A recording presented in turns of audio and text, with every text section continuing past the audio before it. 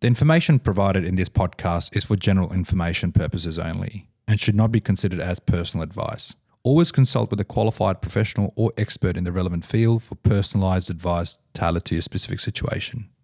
And the biggest reward for her as well, going back to the situation that unfortunately her mum's in, this gives her peace of mind to know that, look, I've taken the right steps in place now to make sure that I'm not going to be left in a position like that when I'm older on. So took the anxiety away. Definitely did.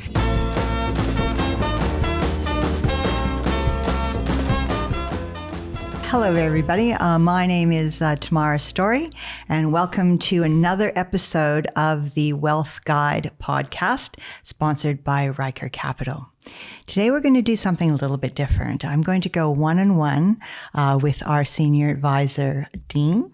And we're going to talk about a particular client case study, just to give you a bit of a more in-depth understanding of the type of work and value that Dean can add to our clients.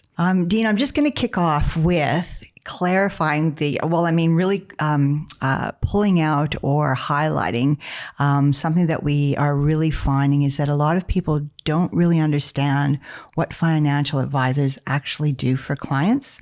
And there's a lot of misconception that I shouldn't really be going to a financial advisor unless I have some money behind me that they can invest for me.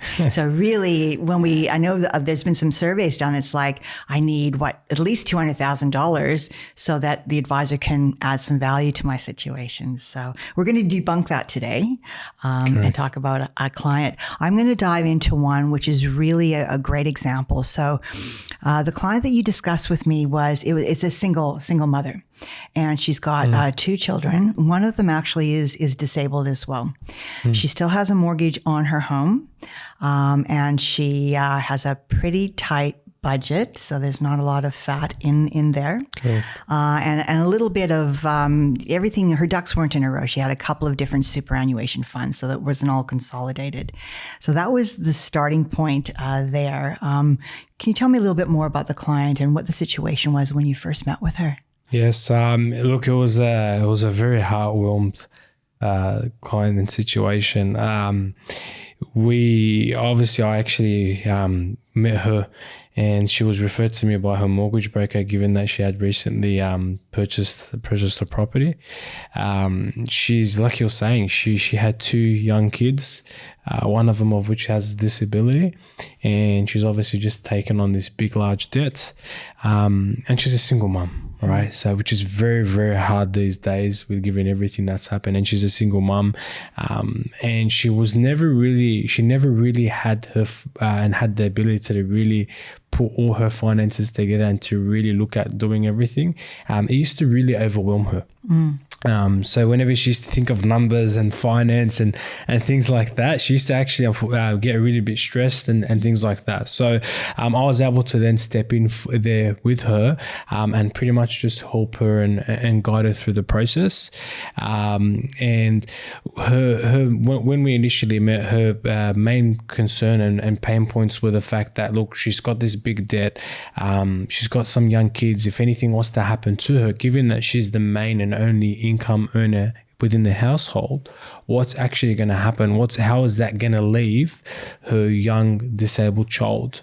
And then also as well, the fact that she had multiple super funds. She keeps hearing everyone saying, okay, well, if you've got multiple super funds, you should have it consolidated. And she wasn't too sure. Do I consolidate it into one, into another? Do I go to something completely different? There's just so many options that were available to her. But once again, she didn't have that expertise, and the fact that obviously with everything, how she gets very stressed around numbers. So she was kind of putting it on the back burner. I know I need to do it. I'm stressed. I know I need to. I'm stressed. And I think you spoke about she didn't want to be. You spoke about her mom's position. So her mom, obviously older than her, quite mature age, still has a mortgage, and now is not really getting to the point where she's not really able to work as much. Correct. And she was concerned that she would also be in that situation when she got older too. Correct. So her mother, she's in her early 60s, and I remember after having a chat with her, she was explaining to me that the last thing that she wants to do is she wants to be in her mother's position. The fact that her mother is in her early 60s, she's still got a considerable amount of money owing on the mortgage. And unfortunately, the issue is as well is that her health is starting to decline. Yeah. So you can't work forever. Correct. Sometimes, yeah. Correct. So the fact that her health is starting to decline, she doesn't want to be left, and she still has a lot of debt. Yeah, so she doesn't want to be left in that position herself, and that's what empowered her to actually reach out and do that. Now let's go into kind of what you did for her then, just to tell everybody. So I think that you reviewed her superannuation and you ended up giving a recommendation on the most appropriate super fund, consolidating everything into one. But there was some fee savings. What was correct? It was quite substantial, I think. And I'm having a look at my notes. It was over. Looks like it was about $700 a year in fees that you saved her by consolidating her super. So $700 is great savings, but then that's 1 year. So she's also will be saving $700 the next year and the next year and the next year. Well, actually, it's actually more powerful than that, because what actually happens is that the super funds, generally speaking, they charge you fees based on the amount of money you have in there. So they charge you a percentage. Yeah. So the more money you have, the more the fee that they're going to charge you. So when you look at the cost difference between the funds of where her current structure was with the recommendation, that savings of the 700 every single year, that would actually be continuing to grow every single year by year, because the balance would continuously change. Of course. So not only the savings, but also the balance is larger. So it's okay. No, that makes, so that was a huge win to start off with. I think the other win was you did spend a lot of time. I know she came to you saying she had a tight budget. You spent a lot of really detailed time going through her budget, making some great suggestions. And I think that you actually were able to identify a certain amount of money to actually salary sacrifice into her super, which gave her some tax savings. Correct. So that's another thing too. So really the work that you do as an advisor is really holding people's hands and going through that budget as well. And then what did you do? The mortgage one I wanted, before we finish this off, what did you do with the mortgage? You made a recommendation to make additional, was it fortnightly payments? Yeah. What was the result of that? That was actually incredible, that result. So with the mortgage for herself, we went and looked at the budget just to see what her dispersable income looks like and if there's any cash surplus. She had a very small amount. It wasn't anything that was actually large. But from memory, we were adding around about $130 extra a fortnight onto the mortgage. And that helped to reduce her 30-year mortgage, which she would have ended up paying when she was 72. I saw that, like 30 years, she would have still had the mortgage at 72. Correct. So then what we then did is those extra little payments brought it down so that by the time she's 57, so within the next 14 years. Under 60. Correct. So then within the next 14 years, she will then have the mortgage paid off. That is brilliant. And the biggest reward for her as well, going back to the situation that unfortunately her mum's in, this gives her peace of mind to know that, look, I've taken the right steps in place now to make sure that I'm not going to be left in a position like that when I'm older on. So took the anxiety away. Definitely did.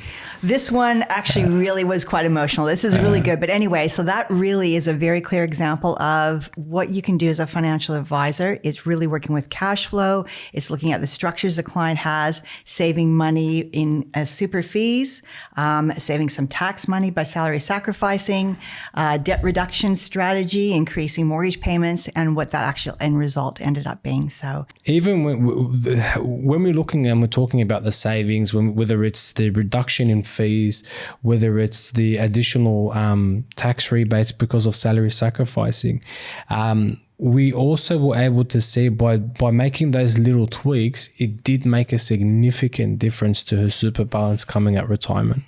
From memory with her, it made around about $130,000 or $140,000 in her super balance. And that's just by doing something simple as putting a right investment structure in place, reducing the fees and the cost, and adding a little bit of extra money back in there. Through the salary sacrifice. Correct, which actually then helped her Well, really, it's short-term gains as well, year on year, and the longer-term modeling outcome results are much better as well. Correct, because little compounds and things like that. So little things make a big difference over time, Dean. Correct, it definitely does.